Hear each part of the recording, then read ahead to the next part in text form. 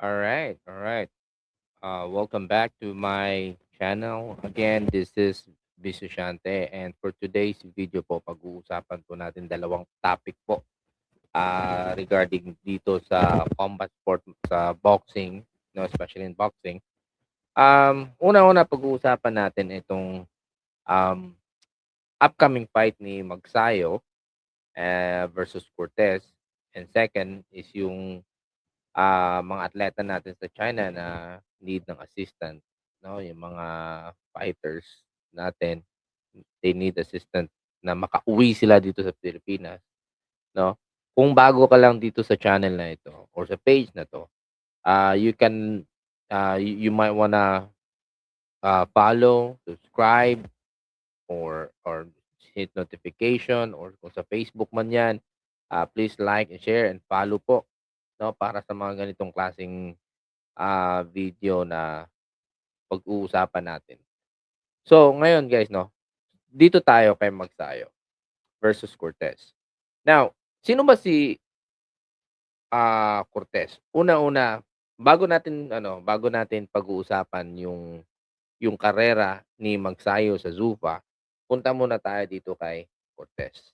Now, as we all know, this Andre Cortez, this one actually, ito yung boksingero na umatras sa laban nila Charlie Suarez, no? If you are a real boxing fans, no, kung nakasubaybay kayo, you know na ito yung boksingero na umatras sa laban nila ni Suarez. So kaya ah, kung maalala nyo si Avila nakalaban niya ni ni sino ba yan ni Suarez, no? And then he actually moved up on the ranking sa WBO after that fight. And then supposedly, yun nga, maglalaban sila kasi number one ranking to si Cortez. So, biglang umatras. So, si Cortez naman ay sa American, Mexican fighters, no? And as far as I know about him, um, he was never a champion on this, sa karera niya, diyan sa featherweight and super featherweight. Pero he was on ranking. Some of the sanctioning bodies, especially in the WBO. Pero, yun nga lang guys, no, ako sa totoo lang, if we're going to talk about the skill set, um, yeah, it might be undefeated. Undefeated siya. Pero,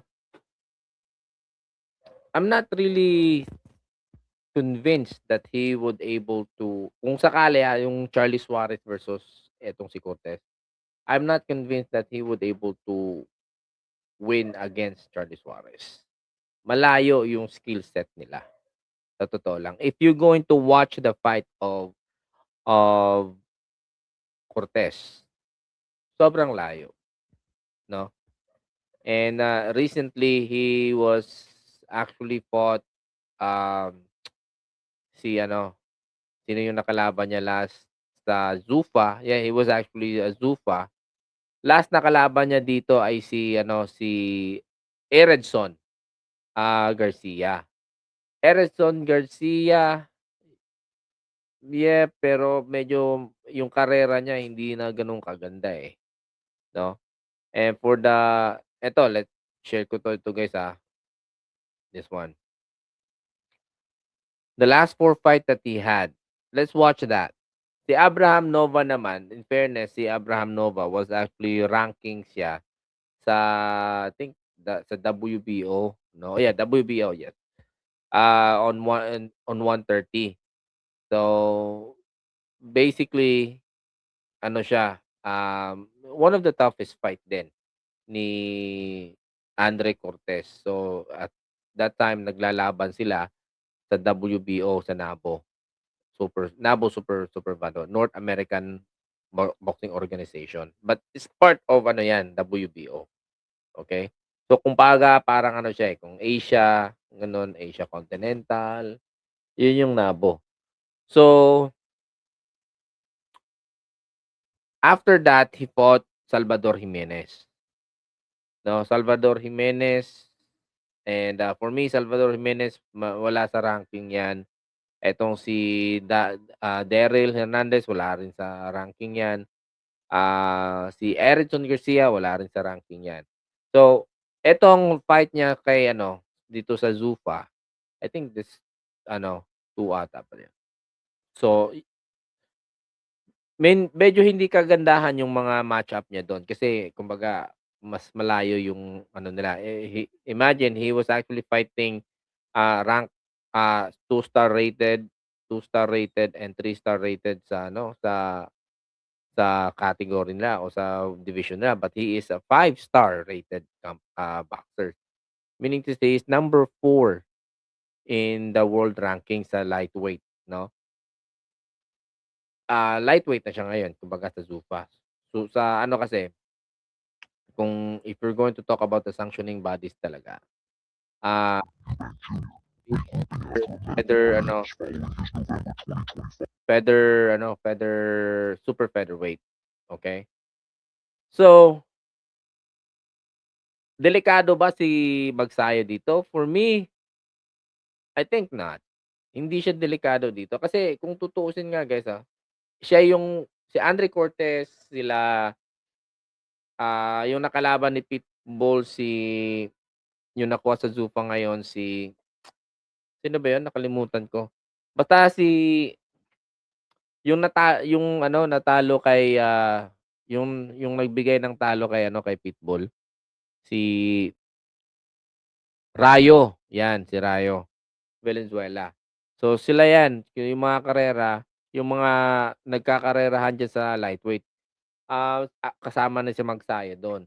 Eto yung mga I think one of the high rank o high, paid boxers na kinuha ng Zuffa, sila Rai Valenzuela, sila eto si Cortez, sino pa, si Andre Mia ba yun? Oo, yung, check natin, double check natin, Eto yun guys. Eto yung mga pioneer na kinukuha ng, Zuffa. Si Jose El Rayo Valenzuela, si Abel Meja, si Eridson, sino pa, si Abel Meja, 'no? Oo, nabanggit ko na 'yan, si Andre, si Diego Torres, si Brandy Ochoa, and Adrian El Diamante Serrano. So, basically this was the first roster na kinuha ng Zuffa on this, weight division. Si Magsayo kasi, later na siya pumasok, 'no? So, kaya hindi siya nasama sa listahan dito. But in fact, Magsayo is a big threat on this division. Um, I think the ano niya, yung tingin ko lang, yung tingin ko na medyo magandang laban dito, ito sa kay ano, kay El Rayo kay Valenzuela, 'no? Um, I think 'no, kung maglalaban sila, kung anyway, it's already confirmed. I don't think na mahihirapan si Magsayo dito because Magsayo has the power punch, 'no? He has the power punch and while etong si Cortez, based on the BoxRec, he has only 52% knockout ratio. So, hindi gano'n ganda yung ano, yung, record niya. Now, if we're going to look at Magsayo, 'no, going to Magsayo, yan.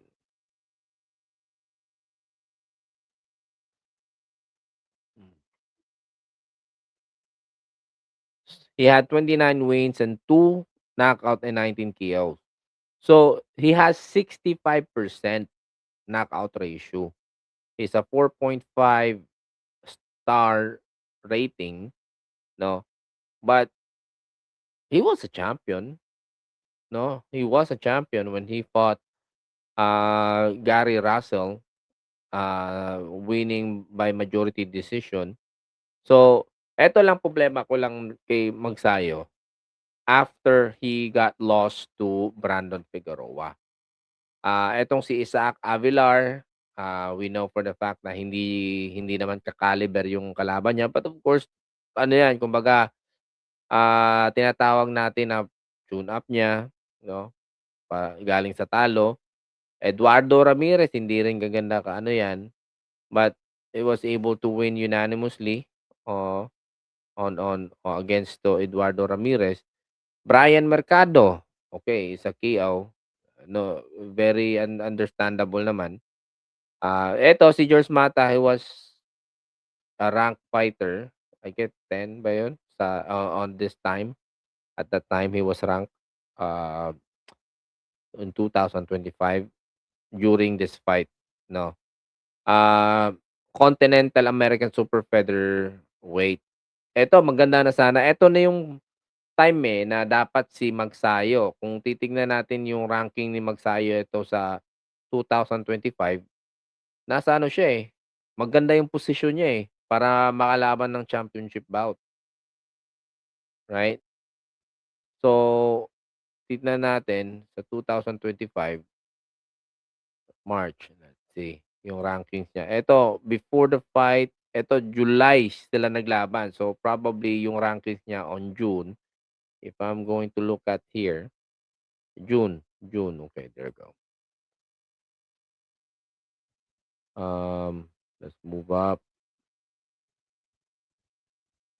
By the way guys 'no, eto, share ko lang dito sa inyo guys, para at least sa mga bagong ano, sa mga bagong, boxing fans 'no, for you to understand or for you to see kung yung rankings nila on previous 'no, year, previous month, dito natin makikita 'yan guys. Kasi, um, yung iba kasi, ah, nagbabase lang kung anong rankings ngayon, yung current, yung updated. But if you want to study the boxers 'no, yung mga rankings nila, kailan sila nag-number 1, kailan sila pumasok sa ranking on the previous year. Eto yun guys, ano lang, kumbaga search niyo lang yan box rank, yan. Makikita niyo lahat yan. So, this is just a free information online, so puwede niyong makakuha kayo ng magandang impormasyon dito. So, again, let's go back, tignan natin yung, status ni Magsayo 'no, during that time, which is I think 'no, si George Mata yung nakakalaban niya July. So, by June, tingnan natin kung ano yung ano niya, 'yan eto. So, si George Mata, tingnan natin saan ba siyang banda, ito. George Mata was actually ranked number 9 in WBO, okay? So, normally, uh, it is a good ano, Ah, competitive match-up 'yan ang tinatawag natin dito kasi nga nasa rank yung kalaban ni Mark Magsayo, under WBO. Supposedly, maganda yung ano niya dito, yung position ni Mark Magsayo. Imagine this, he was actually, number 2 in WBO sa WBC rather, 'no, WBC number 2. Number 3 siya sa WBO. So, maganda yung posisyon niya dito in order to have a world title fight against this Osha Foster or Emmanuel Navarrete, 'di ba? So, kaso lang yun ngang problema dito guys is nung pumasok siya sa Zuffa, everything on this ano, nawala na 'to. Hindi na siya naging ranking, doesn't have any opportunity to fight this year and next year to fight these champion under on this sanctioning, bodies like WBO kay Emmanuel Navarrete and WBC by Osha Foster. So, wala na siyang chance diyan na makakalaban. Now, if we're going to look at also after the fight 'no, after nag-ano sila ni George Mata, naglaban. So we're going to move this on August, okay. Imo-move lang natin 'yan sa August. Kung titignan natin yung ranking ni Mark Magsayo, he's supposed to be a mandatory fight kay Osha Foster. Last August 2025, hindi lang talaga na-push 'to 'no, hindi lang naantay ni Mark Magsayo nung kung sino yung handler niya si Sean Gibbons, hindi lang nila inantay na magiging i-mandatory siya ng WBC, 'no? Eto yung biggest opportunity na nawala ni Mark Magsayo when it comes fighting in the sanctioning bodies. When it comes to getting a championship fight. Eto yung nawala. Supposedly, he should be a mandatory on Osha poster of after that fight na nanalo siya kay Mata, right? Now, saan ba siya sa WBO? He was ranked number 3. So, kadikit lang sila ni Charlie Suarez diyan. Maganda yung mga position ni mga Filipino fighters nato during the time, 'no? Pero nasayangan lang ako dito kay Mark Magsayo because he should have a shot to have a championship bout against Osha Poster kung inantay lang niya kaunti, 'no? Kung inantay lang niya ng kaunti, 'yan, number 1 siya diyan. I mean, he could have the fight. Now, let's see on 2026, 2000 I'm sorry, let's say ano, December, at end of the year, 'yan. Oh, still he's still number 1 on the ano, on the WBC, 'no? Then pumasok ng 2026, 'yan, yung 2026 dito natin titignan. So, let's say June, kailan yung laban nila ni ano, ni McCrory. McCrory is on April. So, April, 'no? April. So, after that fight, April. So, tama, eto, May. Let's say for example, May. Biglang nawala si Mark Magsayo, 'di ba? Kita niyo guys, nawala yung ano niya, nawala yung rankings, nawala siya dito guys. So, nang dahil nga lumipat siya sa Zuffa, na Zuffa stated na they were not going to work on the sanctioning bodies, nawala, nawala siya sa ranking, right? So, sayang. I mean, nasasayangan ako because he should be fighting championship bout against Osha Foster. But anyway, yan na, nangyari na yung nangyari. So, lumipat siya sa Zuffa. So, nung lumipat siya sa Zuffa, nakalaban niya si ano, si McCrory and, parang kumbaga yung debut fight niya dun sa Zuffa, knowing for sure mananalo naman talaga. Kung makikita natin, talagang malayo yung agwat, 'no? But here guys, 'no, if we're going to compare Andre Cortez versus Mark Magsayo, for me, I am 100% na maki-KO 'to si Andre Cortez. Although Andre Cortez guys, he has a good stamina. He has a good stamina. And I think he would able to survive several rounds. But Mark Magsayo is very explosive. You have to remember that Mark Magsayo has a special talent sa footwork niya, sa speed niya, power, meron siya diyan, 'no? I mean, um, ang problema lang natin nakikita kay Magsayo, if you could remember when he got knocked down, against, Ceja, his bodega. Ibigay yung stamina niya medyo nakukulangan pa dito time. And we are hoping na all of those the previous fight niya after do kay Ceja, I hope na makikita natin na talagang maganda na yung ano niya, yung stamina. Kasi 'yan ang problema kasi sa mga ano natin, eh, yung mga boksingero na power puncher talaga. They have the energy, they have the full energy in the earlier round, but the later round dun sila kumbaga mabibingo, dun sila nagiging weak dahil nga, I could I could probably say because they are more focusing in the power, 'di ba? Probably that's one of the reason. But I guess Mark Magsayo right now learn his lesson when it comes to bringing the fight you know, in the later round.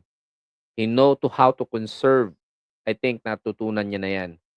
With his team, his coaching staff, I think they are capable enough to to learn those kind of strategy because American fighter guys very composed, no, very conservative when it comes to giving out all of of their energy, especially yung mga Black Americans, no, hindi grabe yung conservation nila when it comes to power, no. But again, etong si Andre Cortez naman, like I said, Andre Cortez is American Mexican, right? Meaning to say, no, if this Andre Cortez engaged to Magsayo, patay talaga 'to. Wala, tataob 'to si Cortez. One of the reason bakit iniwasan niya si Charlie Suarez, no, because Charlie Suarez is also have a lot of skills, no? He can box, he can actually Charlie Suarez can outbox Cortez because skills-wise ang layo ng agwat. Charlie Suarez could also knock him out, itong si Cortez. That's why umiiwas itong si Cortez kasi yung hinahawakan pa 'to siya ng I think sinong humawak niya dito, I could not remember, Top Rank ba yun? Yeah, Top Rank. Top Rank ang humahawak kay Cortez. Ano 'to, eh, kumbaga bini-build up nila si Cortez, eh. Kaya pinapaiwas nila 'yan si Cortez kay Charles Suarez because they know na may paglalagyan 'to si Cortez. Now, nung lumipat itong si Cortez, nung nawala na siya sa Top Rank, nandito na siya sa Zuffa, wala na siyang takas. Wala na siyang takas dito sa mga Filipino fighters natin na siguradong madedenggoy talaga siya. Totoo 'yan. Eto, me, if you're going to ask me what round it will be, I think Magsayo will going to knock him out in round 9. Round 9. Round 9 to 10, 'yan kukunin na ni Magsayo 'yan, 'no. But I think that if there is an opportunity to knock him out early round, maybe siguro kukunin din ni Magsayo 'yan. But of course guys, 'no, etong endurance kasi ni Cortez medyo may mataas din. Pero like I said, 'no, the explosiveness, the power of Magsayo is way beyond of this Cortez skills. Malayo. Mhm. Kahit rated 'yan si Cortez, malayo pa rin 'yan si Cortez. Alright? Now anyway, eto na guys, tapos na tayo kay Magsayo, dito naman tayo sa ano, pag-uusapan natin etong ano, nangyari. Nakakalungkot lang 'no, nakakalungkot lang tignan na etong mga atleta natin, not particularly in boxing, but there are some athlete talaga na walang suporta na nakukuha. Now eto nakakalungkot guys, 'yan, eto. Etong mga fighters natin 'no, na pumunta sa ibang lugar para isakripisyo 'no, ang buhay at magbigay, karangalan sa bayan natin.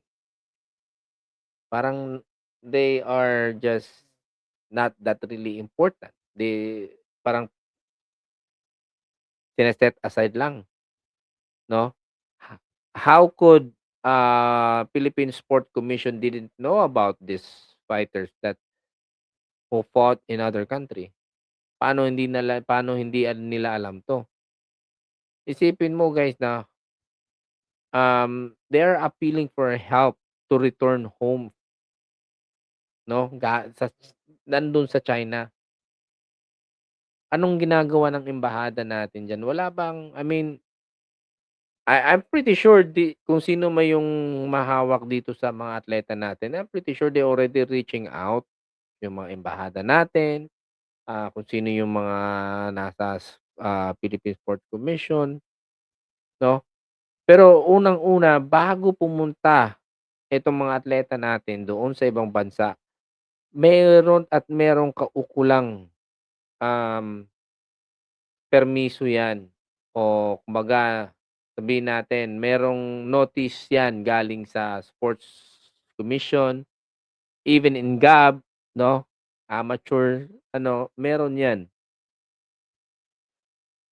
How does it happen, 'no, na nahihirapan sila umuwi sa Pilipinas? We don't know exactly the story, but the point there is that they sent there sa ibang bansa, and this commission, GAB, knows na meron tayong atletang pinadala dun. Etong sports commission, particular this sports commission talaga, guys. They know na we sent fighters abroad, and this is what happened. Nahihirapan umuwi. Bakit? How does it happen? Why our sports commission is not doing diligently on their job? Kung naririnig niyo yung storya na ano, etong ano natin, isang chess player nga, mas pinili niya maging American kaysa Pilipinas dahil sa kulang ng suporta. I mean guys, ah, at today, I mean this is not the first time. Even AJ Obuena has ano, may problema din yan sa support ng sports commissions natin, 'di ba? So, I mean, eto lang, o sige eto, comparison na lang, It is because hindi sila gano'n kaingay sa world, kumbaga sa sanlibutan, hindi niyo na bibigyan ng kaulang ng pansin, 'no? Where in fact etong si I'm not saying 'no, si Ella na hindi dapat ano 'no, Ella is should, Alex Ella should be praised, should be proud, we should be proud of her dahil nga he bringing honor to our ano, to our country, through his sport, through her sport. But yung attention kasi 'di ba guys, nandun. I mean, even though sa president ano, I mean knowing na yung ano natin, yung, government, walang support 'yan. I'm pretty sure walang support 'yan, na nabibigay doon kay Ella. I'm pretty sure most of it are individual funded or self-funded para makapunta o makalaro sa mga ganiyang torneo, 'no? Even in golf nga guys, even in golf dahil porket pangmayaman yung laro na 'yan, government didn't have any financial support to our athlete. Look what happened in the Olympic. We have two golfer na wala man lang uniform, 'no? Ngayon etong issue na 'to, what happened to our sports commission, Philippine Sports Commission? Ano nangyari? Why is it this kind of issue ay naglalabasan? Why is it there is a sign of neglect of duties? Trabaho niyo 'to, eh. You're more focused on the mainstream sport, 'no? Nakakalungkot, nakakalungkot itong mga batang ito, itong mga fighters natin diyan nasa China. Ewan ko lang kung may kinakain pa ba, 'no? Maayos ba yung kinakatulugan nila? But I'm pretty sure marami naman dun mga Pilipino 'no, na siguro tutulungan sila. Pero I don't know what's going on with this issue 'no, pero sana naman 'no maaksiyunan kaagad 'to. Kasi sa ano, nakakalungkot lang, eh. Sometimes nakakabwisit din 'no. We'll be honest guy, when the time kasi depende din kasi sa leader 'yan, eh, sa totoo lang. Depende din sa namumuno talaga 'no. If you have the will, if you have the political will, if you have the kind of leadership na yung mga tao mo 'no, dapat susundin kung anong ginagawa ng nasa taas mo. Down the line 'no, it will be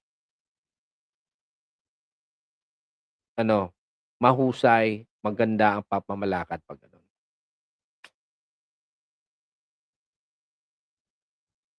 Sayang yung mga talent natin na mga Pilipino.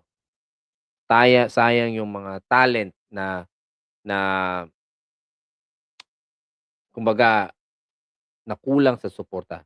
In boxing, okay, eto let's put that on boxing again guys 'no.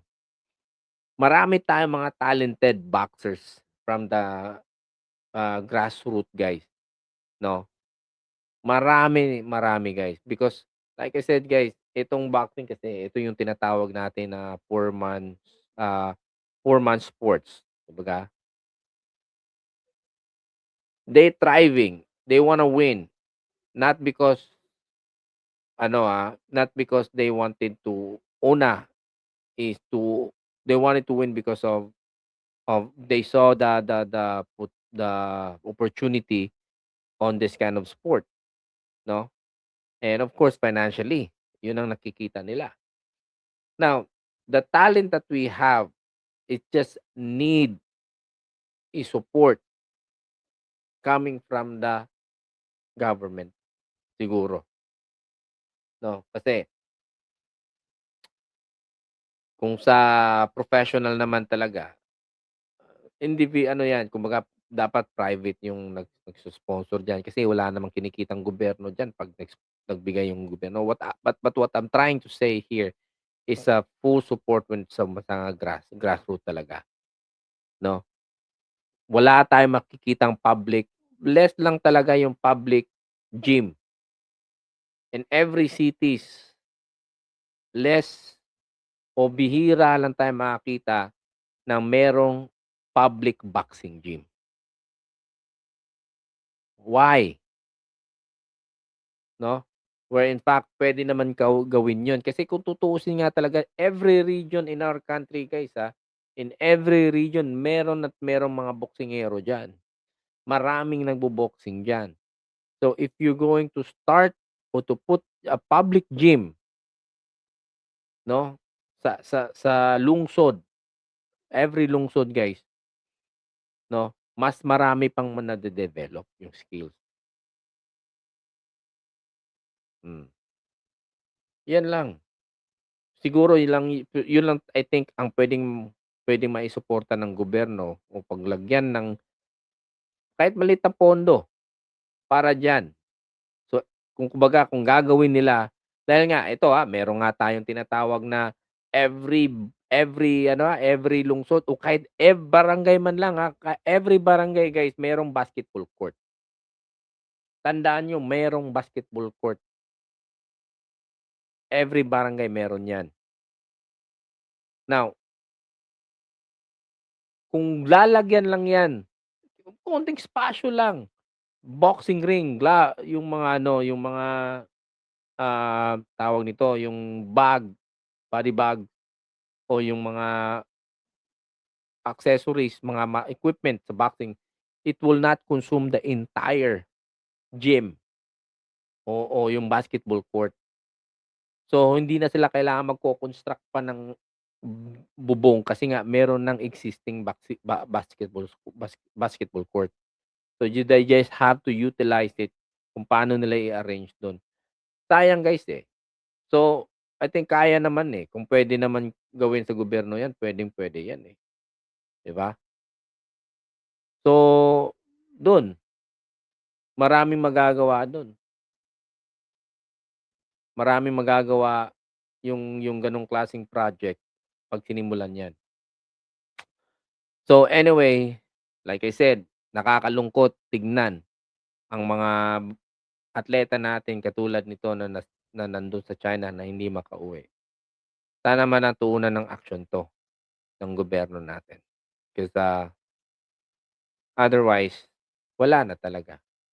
Sobrang liit lang ng problema na 'to hindi pa nila kayang i-handle. How much more sa mga malalaki, 'di ba? Anyway, that's all for now. Thank you so much for your time. Have a great day. Bye for now.